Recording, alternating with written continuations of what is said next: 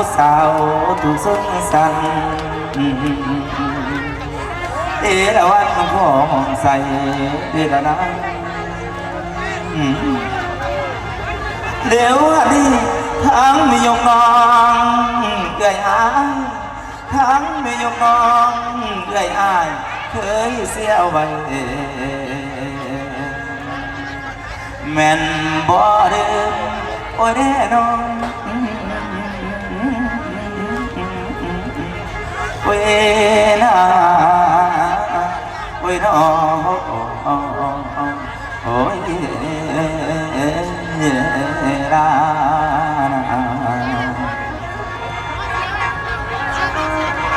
เดี๋ยววันนี้10 นิ้วยกใส่เก้าน้อใส่เก่าก่อนสี่ก้าวน้องขาดเคยนั่นแหละขอฝากใจไว้นำแฟน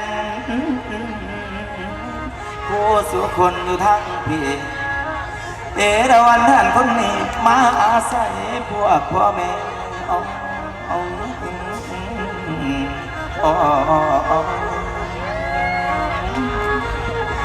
โอ้ยผิดบอลให้ซอยแกอย่าป่าทิมมันอิ่ม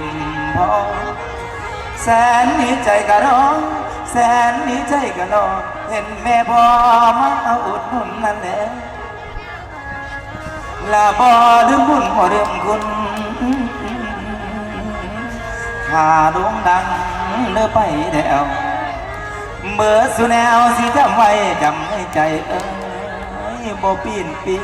ยนเป็นโมเดียนที่ข้าทำแฟนเคยคำบ่ห่างนะขอบใจเด้อแม่ป้าน้อแม่ป้าสถาซอยเป็นใจนั่นแหละลาบ่ยอมมีไปใส่จังไม่ดีแท้น้อเจ้าในหาผ้าน้อเขาแต่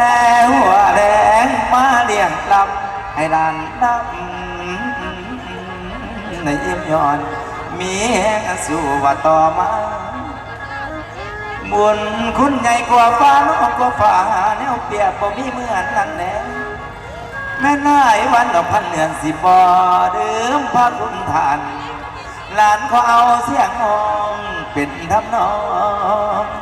นี่ไปก่อนลาแฟนเอ้ยแฟนขอให้ถนอมพ่อแม่เจ้าโอ้ยทุกแรงเศร้าบ่ห่างลาโอ้ยแน่นอน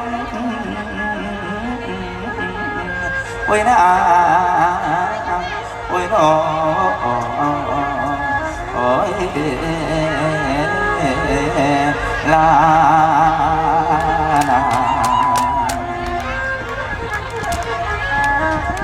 10 นิ้วของขน่อยขอกราบเป็นที่แจกแค่ที่รอรับจัดในท่านอยู่ในขนาดนี้สมมติน้ำในตามเรื่องสมพรนึงเปลี่ยนสื่ออยู่กันมากับวาสนาอยู่กันหลายมือสืบมือจนมีลูกเป็นรวมกันส่วนมาวาสนาผู้นั้นมีลูกอยู่พันในคันเป็นเวลาหลายเดือนไก่หอดวันสิคล้องแล้วแต่ว่าทางหัวใจไส้นั้นเป็นแค่ว่าไส้นั่นตกต่ำผู้ฟัง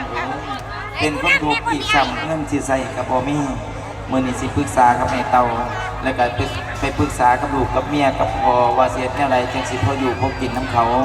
บัดมีเงินมีคำจังสิได้ออกลูกสบายแต่ก็สิส่งมาให้วาสนาใส่แม่เต่า